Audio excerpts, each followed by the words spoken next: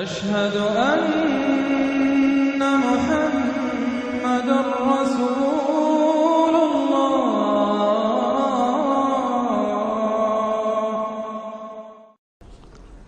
اعوذ باللہ من الشیطان الرجیم. بسم اللہ الرحمن الرحیم. یا ایھا النبی اذا طلقتم النساء فطلقوهن لعدتهن واحصوا العدة واتقوا الله ربكم لا تخرجوهن من بيوتهن ولا يخرجن إلا أن يأتين بفاحشة مبينة وتلك حدود الله ومن يتعد حدود الله فقد ظلم نفسه لا تدري لعل الله يحدث بعد ذلك أمرا. صدق الله العظيم. میں نے کسی موقع پر یہ عرض کیا تھا کہ قرآن مجید میں یہ مکی اور مدنی صورتوں کا جو مزاج ہے، اس میں جو ایک فرق ہے، اس کی تاثیرات میں جو فرق ہے، واقعہ یہ ہے کہ وہ اس دورہ قرآن ہی میں سمجھ میں آتی ہیں. ورنہ آدمی جب پڑھتا ہے، تھوڑا تھوڑا کرتا ہوا پڑھتا ہے، تو وہ ساری چیزیں اس تیزی کے ساتھ، اس سیکوینس کے ساتھ سامنے نہیں آتی. بہرحال مکی قرآن کی اپنی ایک شان ہے، مدنی صورتوں کا اپنا ایک رنگ ہے. اس کو میں نے تعبیر کیا تھا کہ دو جنتیں ہیں قرآن میں، جنتان. ایک مکی جنت ہے، ایک مدنی جنت ہے. تو ہم مدنی جنت کی سیر کر رہے ہیں. 8 صورتیں ہم پڑھ چکے ہیں. اب جو آخری 2 صورتیں رہ گئی ہیں اس گلدستے کی، یہ دونوں نہایت حسین جوڑے کی شکل میں ہیں. یہاں جو علامت ہے جوڑا ہونے کی، وہ پہلی تو ایک ہے ظاہری. دونوں صورتیں شروع ہوں گی، سورہ طلاق بھی، سورہ تحریم بھی، یا ایھا النبی، یا ایھا النبی. دوسری یہ کہ دونوں کا موضوع جو ہے وہ اسلام کا معاشرتی نظام ہے. اسلام کا معاشرتی نظام اور خاص طور پر آئلی نظام، آپ کو معلوم ہے اس کی اتنی اہمیت ہے کہ سورہ بقرہ سے بات شروع ہوئی، 4 رکوع وہاں پر مفصل انہی موضوعات پر آئے. پھر سورہ نساء میں مفصل بحثیں آئیں. پھر یہ کہ سورہ نور میں، سورہ احزاب میں، پھر مجادلہ میں ہم نے دیکھا کہ ایک مسئلہ آ گیا زہار کا. اور اب یہاں پر 2 صورتیں مکمل آ رہی ہیں اس 10 صورتوں کے مجموعے میں بھی. تو اس سے اندازہ ہونا چاہیے کہ اس آئلی قوانین کا اور معاشرتی جو ویلیوز ہیں اسلام کی، ان کی کتنی اہمیت ہے اللہ تعالیٰ کے نزدیک. ان میں جو 2 جوڑے کے جو یہ 2 فرد ہیں، تو گھریلو زندگی میں 2 امکانی صورتیں پیدا ہوتی ہیں. ایک تو معتدل تو یہ ہے کہ جو اللہ کے حقوق ہیں ان کو فائق رکھا جائے. اس کے نیچے جو اللہ نے حق شوہر پر بیوی کا رکھا ہے وہ بیوی ادا کرے، جو بیوی پر شوہر کا حق ہے، جو فرض ہے وہ شوہر جو ادا کرے. تو یہ فرائض اور حقوق کا ایک توازن ہے جو اللہ تعالیٰ نے قائم کیا ہے. اگر یہ توازن خوبصورتی سے چل رہا ہے، حدود اللہ جو ہیں وہ ٹوٹ نہیں رہی ہیں، کہیں اس میں کوئی رخنا پیدا نہیں ہو رہا ہے، شوہر بھی بیوی بھی اپنے فرائض دینی کو ادا کرنے میں لگے ہوئے ہیں، چاہے ان میں ہائر لیول پر جا کر تھوڑا سا فرق ہو جاتا ہے. جو عام زندگی ہے اس میں کوئی فرق نہیں ہے. نماز عورت کو بھی پڑھنی ہے، مرد کو بھی پڑھنی ہے. زکوٰۃ مرد کو بھی دینی ہے، عورت کو بھی دینی ہے. روزہ عورت کو بھی رکھنا ہے، مرد کو بھی رکھنا ہے. حج جو ہے وہ فرض ہے. اس کے بعد دعوت و تبلیغ میں آگے تھوڑا سا فرق ہو جائے گا کہ عورتوں کا دائرہ محدود ہو جائے گا. وہ مردوں میں جا کے دعوت و تبلیغ نہیں کریں گی، خواتین میں کریں یا اپنے محرم مردوں میں کریں، لیکن فرضیت قائم رہتی ہے. اور اس سے اوپر جا کر تیسرے لیول پر اور ذرا بالواسطہ ان کا معاملہ ہو جاتا ہے. مردوں کے ذریعے سے وہ اقامت دین کی جو میدان کے اندر معاملے ہیں، جنگیں ہیں اور میدان میں جا کر مقابلے ہیں، وہاں ان کا جو رول ہے وہ بالواسطہ ہو جائے گا. ان کے بیٹے، ان کے بھائی، ان کے شوہروں کو زیادہ سے زیادہ وہ آزادی دیں، انہیں ریلیو کریں اپنے بوجھ سے. اولاد کی پرورش کا بھی سارا بوجھ اپنے اوپر لے لیں. شوہر کا حصہ جو ہے وہ بھی خود ادا کریں تاکہ شوہر یکسو ہو کر اپنا زیادہ سے زیادہ وقت جو ہے اقامت دین کی جد و جہد میں لگا سکے. تو یہ تو ہے نارمل جو چاہیے. اب اب نارملٹی یا ادھر ہوگی یا ادھر ہوگی.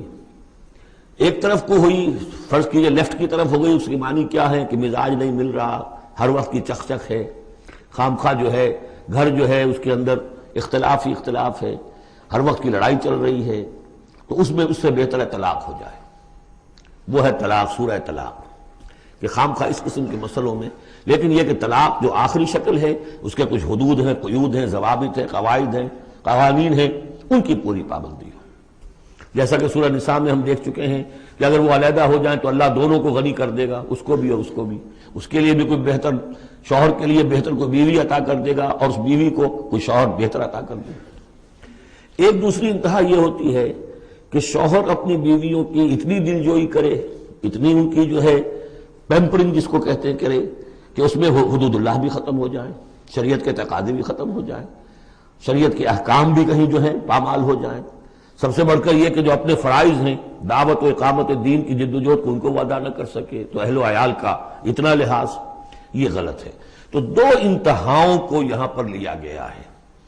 پہلی انتہا میں بھی بات کی گئی حضور سے، دوسری میں بھی، اگرچہ پہلے کا سوال حضور کے لیے ہے ہی نہیں، حضور نے نہ کوئی طلاق دی نہ آپ کو طلاق دینے کی اجازت تھی، اس لیے کہ آپ کی ازواج مطہرات جو ہیں وہ تو امت کے لیے ماؤں کی حیثیت سے ہیں، اور سورہ احزاب میں ہم پڑھ چکے ہیں کہ وہ کسی اور سے بعد میں نکاح نہیں کر سکتی تھی، تو طلاق دینے کا سوال نہیں، اسی لیے آپ کو 4 کی جو وہ حد ہے، لمٹ ہے، اس سے بھی آگے بڑھ کر مزید نکاح کرنے کی اجازت دی گئی تھی۔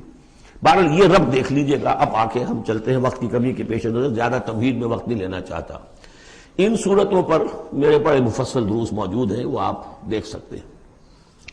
یا ایھا النبی اذا طلقتم النساء فطلقوہن لعدتہن، اے نبی جب آپ لوگ نکاح اور اپنی عورتوں کو طلاق دیں۔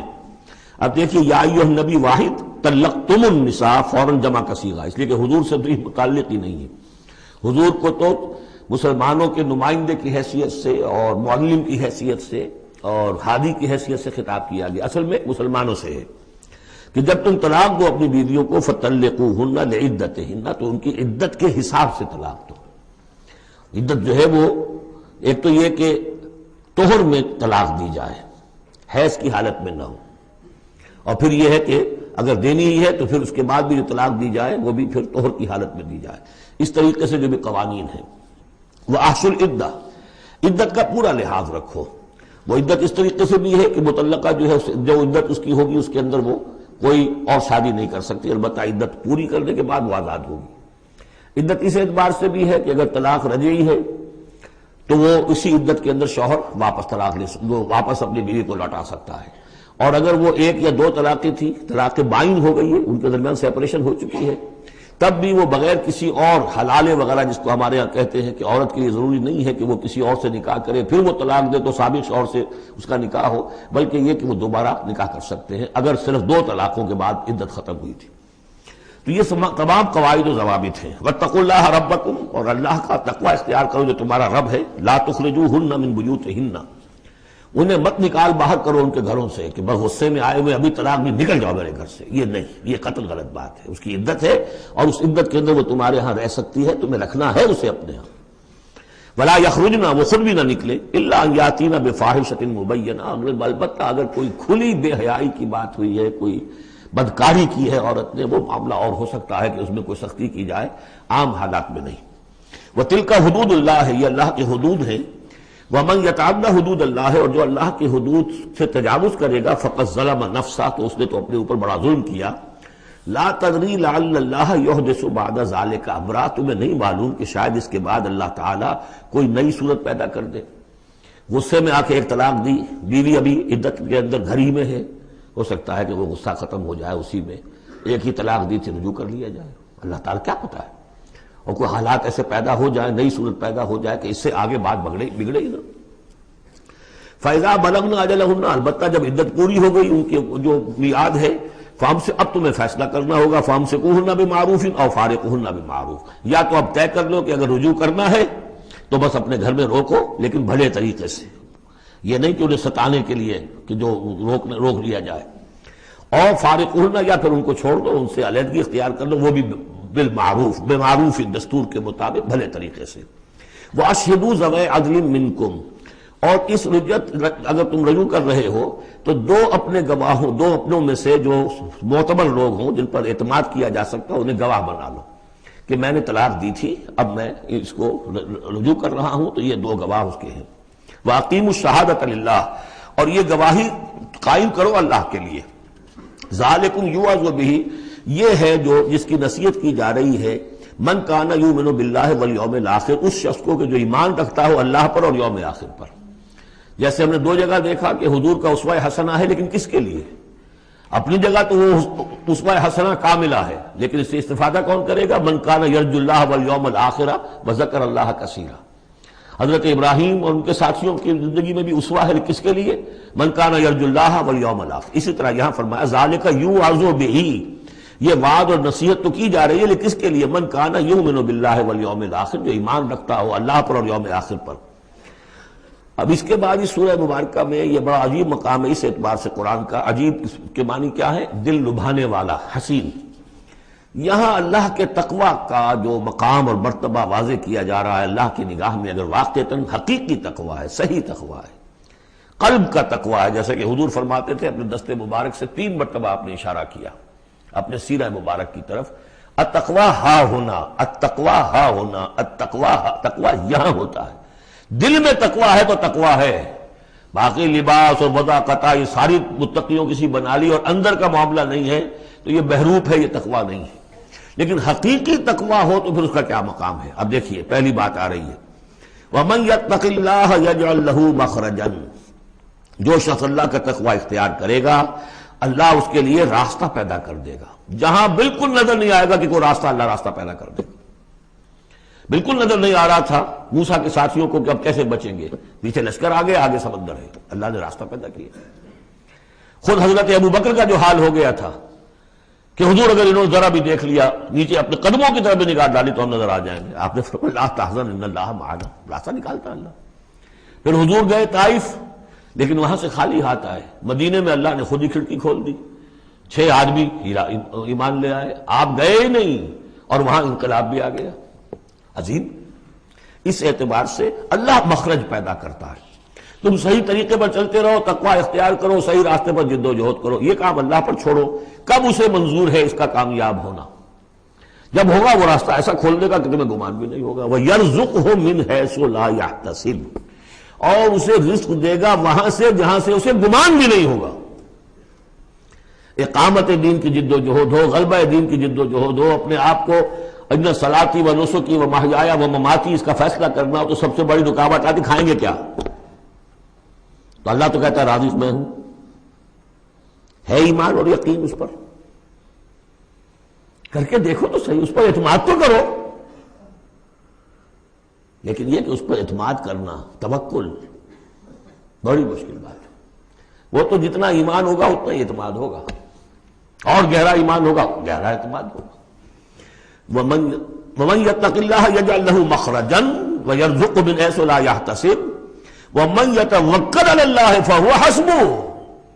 یہ تو ابھی تقوی والے کی بات ہے کہ وہ وہاں سے رزق دے گا جہاں سے اسے ملے گا بھی نہیں، اور جس نے اللہ پر توکل کر لیا تو وہ اس کے لیے بہت کافی ہو جائے گا۔ توکل کر کے تو دیکھو، حسبہ، وہ اس کے لیے کافی ہے۔ یہاں تک فرمایا ہے حدیث قدسی میں، حدیث میں، من کان فی حاجت اخیہ کان اللہ فی حاجتہ، اگر کوئی مسلمان اپنے کسی بھائی کی ضرورت پوری کرنے میں لگ رہا ہے، اپنا وقت صرف کر رہا ہے، اللہ اس کی ضرورت پوری کرنی شروع کر دیتا ہے۔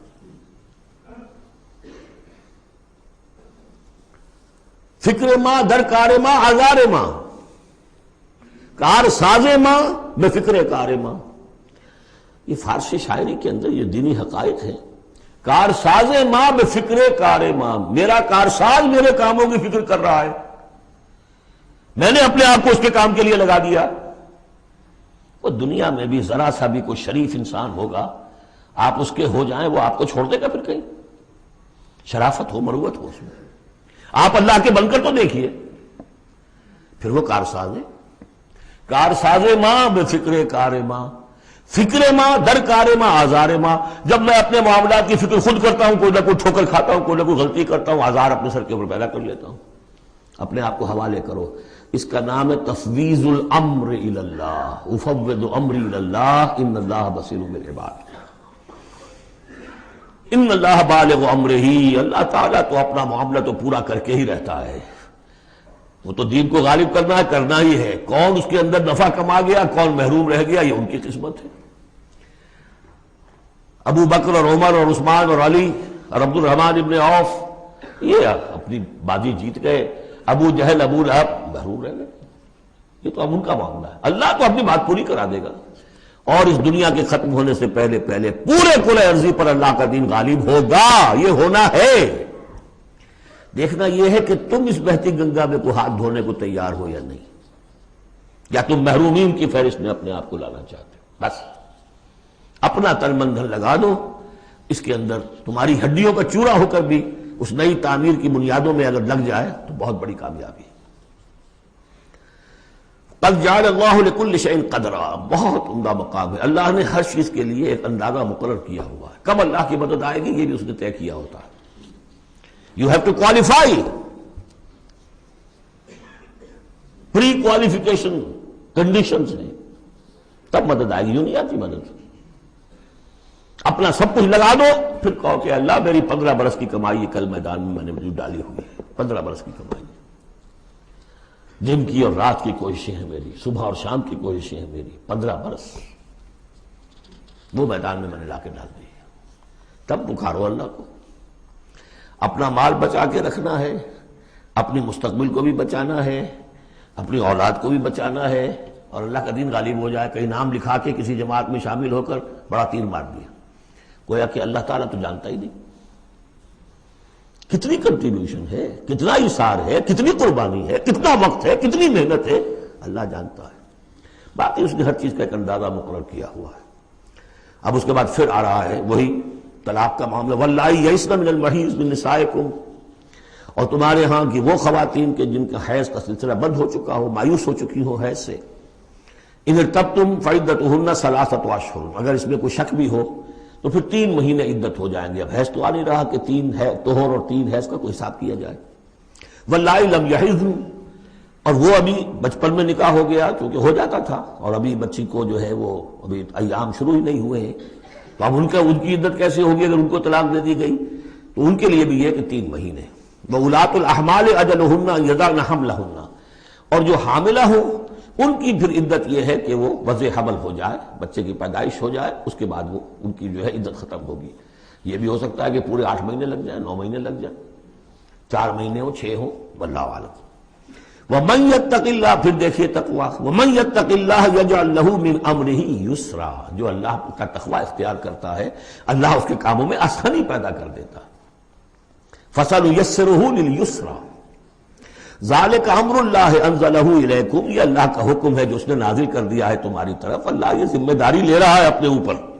ومن یتق اللہ یکفر عنہ سیئاتہ، اور جو اللہ کا تقوی اختیار کرے گا اللہ تعالیٰ اس کی برائیوں کو، اب یہ آخرت کا معاملہ ہو رہا ہے، اس کی برائیوں کو، اس کے گناہوں کو اس کے نامہ اعمال سے دھو دے گا۔ ویعظم لہ اجرا، اور اس کے لیے بہت بڑا اجر اور ثواب ہے جو عطا کرے گا۔ اسکنوہن من حیث سکنتم من وجدکم، اب کسی عورت کو طلاق دی ہے، ایک طلاق دی ہے، عدت میں رکھنا ہے گھر میں، وہ پہلے آ چکا ہے، لیکن گھر میں ایسا نہ ہو کہ کہیں کسی ملازمہ کی کوٹڑی میں ڈال دو اس کو۔ اسکنوہن من حیث سکنتم، وہیں رکھو جہاں تم رہتے ہو، من وجدکم، جو بھی تمہاری جو مقدور ہے اس کے مطابق، اسی سٹیٹس کے ساتھ۔ ولا تضاروہن لتضیقوا علیہن، اور انہیں کوئی تکلیف نہ پہنچاؤ کہ ان پر تنگی کر دو کہ وہ خود ہی جلدی سے روانہ ہو جائیں، گھر چھوڑ کے نکلنے پہ مجبور ہو جائیں۔ وَإِن كُنَّ أُولَاتِ حَمْلٍ، اور اگر وہ حاملہ ہوں، فَأَنفِقُوا عَلَيْهِنَّ، تو اب ان کے اوپر خرچ کرو، ان کا دان نفقہ وہ تمہارے ذمے ہے۔ حَتَّى يَضَعْنَ حَمْلَهُنَّ، یہاں تک کہ پھر وہ واضح حمل سے فارغ ہو جائیں۔ فَإِنْ أَرْضَعْنَ لَكُمْ، پھر اگر وہ تمہارے لیے، تمہارے بچہ تو تمہارا ہے، اس کو اگر دودھ پلاتی ہیں، فَآتُوهُنَّ أُجُورَهُنَّ، تو انہیں ان کا اجر اور ان کا بدلہ عطا کرو۔ وَاعْتَمِرُوا بَيْنَكُمْ بِمَعْرُوفٍ، اور آپس میں مشورہ کر لیا کرو بڑے بھلے طریقے سے۔ اگر طلاق بھی ہو گئی کوئی بات نہیں، انسان تو ہے نا، انسانی سطح پر، اب شوہر بیوی نہیں رہے لیکن انسان تو ہے، انسانی سطح کے اوپر بات کر لی جائے۔ وَاعْتَمِرُوا بَيْنَكُمْ بِمَعْرُوفٍ وَإِن تَعَاثَرْتُمْ، اور اگر کہیں ایسی زدم زدہ ہو جائے کہ بیوی کہ میں تو دودھ نہیں پلاتی یا کوئی اور مسئلہ ہو، فَسَتُرْضِعُ لَهُ أُخْرَىٰ، تو پھر کوئی اور عورت جو ہے اس کو دودھ پلائے۔ لِيُنْفِقْ ذُو سَعَةٍ مِّن سَعَتِهِ، اب اس تمام معاملے میں جو بھی شوہر ہے وہ خرچ کرے، جو وسعت والا ہے وہ اپنی وسعت کے مطابق خرچ کرے، جو اس کا بھی سطح اللہ نے اسے دی ہے اس کے مطابق۔ وَمَنْ قُدِرَ عَلَيْهِ، اور جس کے اوپر اللہ تعالیٰ نے رزق کی کوئی تنگی رکھی ہے، ناپ تول کر دے رہا ہے، کوئی فراوانی نہیں ہے، تو فَلْيُنْفِقْ مِمَّا آتَاهُ اللَّهُ، تو وہ خرچ کرے اس میں سے جو اللہ نے اس کو دیا ہے۔ لَا يُكَلِّفُ اللَّهُ نَفْسًا إِلَّا مَا آتَاهَا، اللہ تعالیٰ کسی جان کو ذمہ دار نہیں بنائے گا مگر اسی حد تک جو کچھ کہ اس نے اسے دے رکھا ہے۔ کشادگی دی ہے تو اپنی اس بیوی جو ہے مطلقہ اس کے اوپر تم رکھو، کشادگی رکھو، تنگی ہے تو ٹھیک ہے اس حساب سے دو، اللہ تو جانتا ہے۔ سَيَجْعَلُ اللَّهُ بَعْدَ عُسْرٍ يُسْرًا، یقیناً اللہ تعالیٰ جو ہے اس کے لیے سختی کے بعد آسانی بھی پیدا کر دے گا۔ وَكَأَيٍّ مِّن قَرْيَةٍ أَتَتْ عَنْ أَمْرِ رَبِّهَا، اور کتنی ہی بستیاں ایسی ہیں جنہوں نے اپنے رب کے حکم سے سرکشی کی، وَرُسُلِهِ، اور اپنے رسولوں سے سرتابی کی، ان کا کفر کیا، فَحَاسَبْنَاهَا حِسَابًا شَدِيدًا وَعَذَّبْنَاهَا عَذَابًا نُكْرًا، تو ہم نے پھر ان سے محاسبہ کیا، ان کا بہت شدید محاسبہ، اور ہم نے ان پر آفت ڈالی اور عذاب بھیجا ان پر بہت بڑا عذاب۔ فَذَاقَتْ وَبَالَ أَمْرِهَا، پھر ان بستیوں نے اپنے معاملے کی پوری سزا جو ہے بھگت لی۔ وَكَانَ عَاقِبَةُ أَمْرِهَا خُسْرًا، اور یقیناً جو ابھی عاقبت والا معاملہ آنے والا ہے، ان کے معاملے کا جو ابھی عاقبت ہے وہ تو پھر بڑے ہی ٹوٹے والا معاملہ ہے۔ أَعَدَّ اللَّهُ لَهُمْ عَذَابًا شَدِيدًا، اللہ تعالیٰ نے ان کے لیے بڑے شدید عذاب کو تیار کیا ہوا۔ فَاتَّقُوا اللَّهَ يَا أُولِي الْأَلْبَابِ، تو اے ہوش مندو اللہ کا تقوی اختیار کرو، وہی تقوی جس کے اوپر چار مختلف طور سے بات ہو چکی ہے۔ الذین آمنوا، اے وہ ہوش مندو جو ایمان بھی لے آئے ہو، اللہ کا تقوی اختیار کرو۔ قد انزل اللہ الیکم ذکرا، اللہ نے تمہاری طرف ذکر نازل کر دیا ہے۔ یہ آیت بڑی اہم ہے، ذکر کی آگے وضاحت آ رہی۔ ذکر سے مراد کیا ہے؟ رسولا یتلو علیکم آیات اللہ مبینات لیخرج الذین آمنوا وعملوا الصالحات من الظلمات الی النور، رسول کہ جو پڑھ رہا ہے آیات اللہ کی تم پر، تمہیں سنا رہا ہے، اور وہ آیات بینات ہیں تاکہ نکالے وہ تمہیں، ان لوگوں کو جو ایمان لائے اور جنہوں نے نیک عمل کیے، اندھیروں سے نور کی طرف۔ تو ذکرہ، قد انزلنا الیکم ذکرہ، اور ذکرہ کی وضاحت رسولا یتلو علیکم آیات اللہ مبینات، یہی بات پھر آگے جا کے سورہ بینہ میں آئے گی، ابھی صرف نوٹ کر لیجئے، پھر جا کر بات پوری واضح وہاں ہوگی۔ وَمَن يُؤْمِن بِاللَّهِ وَيَعْمَلْ صَالِحًا يُدْخِلْهُ جَنَّاتٍ تَجْرِي مِن تَحْتِهَا الْأَنْهَارُ خَالِدِينَ فِيهَا أَبَدًا، اور جو کوئی اللہ پر ایمان رکھتا ہے اور نیک عمل کرتا ہے، اور نیک عمل سے مراد ایمان کے جملہ تقاضے ہیں۔ اب نیک عمل جب مکے میں جب تک تھے حضور، نیک عمل کیا تھا؟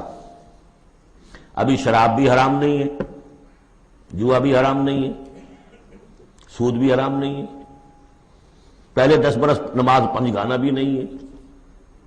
اس وقت نیک عمل کا کیا مطلب ہے؟ اللہ پر ایمان اور اس کی دعوت، اور تکلیف آئے تو استقامت اور جھیلنا۔ نماز آئی تھی، رات کو کھڑا رہا کرو اللہ کے سامنے، اس وقت کا نیک عمل یہ تھا۔ اب جیسے جیسے آیا مدینے میں آ گئے، اب جہاد ہے، قتال ہے، انفاق ہے، مال خرچ کرو، اب روزہ بھی فرض کیا گیا، اب نماز پنج گانا بھی جو ہے 2 سال پہلے ہو چکی ہے، اب تمہارے اوپر زکوٰۃ بھی ایک نصاب کے حساب سے آ گئی ہے، عشر بھی آ گیا ہے، اب یہ ہے۔ تو جس وقت دین کا جو تقاضا ہے وہ پورا کرنا، جملہ تقاضے وہ عمل صالح ہے۔ ہمارا تصور یہ ہوتا ہے جہاں قرآن میں عمل صالح آیا، نماز، روزہ، ذکر، یہ اذکار، یہ ہمارے ذہن میں آتا ہے، ہم اس کو پڑھتے ہیں اپنے ذہن میں صرف ان چیزوں کے حوالے سے، جبکہ عمل، جدوجہد، محنت، وہ ہر جگہ جو حکم ہے جس وقت کا حکم ہے۔ وَمَن يُؤْمِن بِاللَّهِ وَيَعْمَلْ صَالِحًا يُدْخِلْهُ جَنَّاتٍ تَجْرِي مِن تَحْتِهَا الْأَنْهَارُ خَالِدِينَ فِيهَا أَبَدًا، وہ داخل کرے گا ان باغات میں جن کے نیچے ندیاں بہتی ہوں گی، اور اس میں وہ رہیں گے ہمیشہ ہمیش، ابدا۔ قد احسن اللہ لہ رزقا، اللہ تعالیٰ نے اس کے لیے بڑا عمدہ رزق فراہم کیا ہے۔ اب ایک آیت آ رہی ہے جو آیات متشابہات میں سے ہے، تاحال اللہ الذی خلق 7 سماوات، جیسے تو یہ کہ 7 آسمانوں کا معاملہ بھی میں بار بار عرض کرتا رہا ہوں کہ ابھی آیات متشابہات میں شمار ہوگا۔ وَمِنَ الْأَرْضِ مِثْلَهُنَّ، اللہ تعالیٰ نے 7 آسمان بنائے ہیں اور زمین میں سے بھی اتنی ہی، ویسی ہی، گویا کہ زمینیں بھی کوئی 7 زمینیں ہیں۔ اب اس پر یہ ہے کہ مختلف مفسرین نے اپنے اپنے اندازے، زمین کے 7 طبقات ہیں یا کچھ اور، لیکن بہرحال ابھی ہم نہیں سمجھ سکیں گے، کوئی 7 زمینیں بھی ہیں، کسی وقت آ کر یہ حقیقت منکشف ہو جائے گی۔ یتنزل الامر بینہن، اور یہ آسمان اور زمین کے درمیان اللہ کا امر نازل ہوتا ہے، جیسا کہ ہم پڑھا ہے سورہ سجدہ میں، یدبر الامر من السماء الى الارض ثم یعرج الیہ فی یوم کان مقدارہ 1000 سنۃ مما تعدون، یہ 1000 سال کی اللہ تعالیٰ کی ایک پلاننگ ہوتی ہے، آسمان سے زمین کی طرف اس کا فیصلہ جو ہے وہ آتا ہے، فرشتے لے کر آتے ہیں، تنفیذ ہوتی ہے، اور پھر یہ کہ وہ امر جو ہے اٹھا لیا جاتا ہے۔ اب اگلے 1000 سال کا دوسرا امر ہے جو اللہ کی طرف سے اگلے دن کا لیے طے ہو چکا ہے۔ لِتَعْلَمُوا أَنَّ اللَّهَ عَلَىٰ كُلِّ شَيْءٍ قَدِيرٌ، تمہیں اس کا یقین رہنا چاہیے کہ اللہ تعالیٰ ہر چیز پر قادر ہے۔ میں نے یہ بات عرض کی ہے کہ دو صفات اللہ کی ہیں جس میں یہ انتہائی اہمیت کے ساتھ عَلَىٰ كُلِّ شَيْءٍ قَدِيرٌ بِكُلِّ شَيْءٍ عَلِيمٌ، ان دو صفات کا تو مراقبہ اتنا گہرا ہونا چاہیے کہ کبھی شک نہ آنے پائے کسی چیز کے بارے میں۔ وَأَنَّ اللَّهَ قَدْ أَحَاطَ بِكُلِّ شَيْءٍ عِلْمًا، دیکھیے دوسری بھی آ گئی علم، اور یہ کہ اس نے ہر شے کا اس کے علم کا احاطہ کیا ہوا ہے، نہ اس کی قدرت سے باہر کچھ ہے نہ اس کے علم سے باہر کچھ ہے۔